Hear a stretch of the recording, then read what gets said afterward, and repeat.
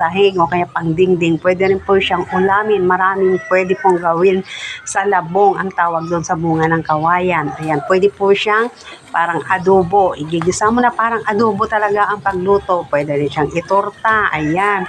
Pwede rin po siyang gataan. Pwede din po siya ihalo sa kung ano-anong mga gulay. Ayan, na pwede siyang maulam. Ayan, kakain si Inday kasama tata.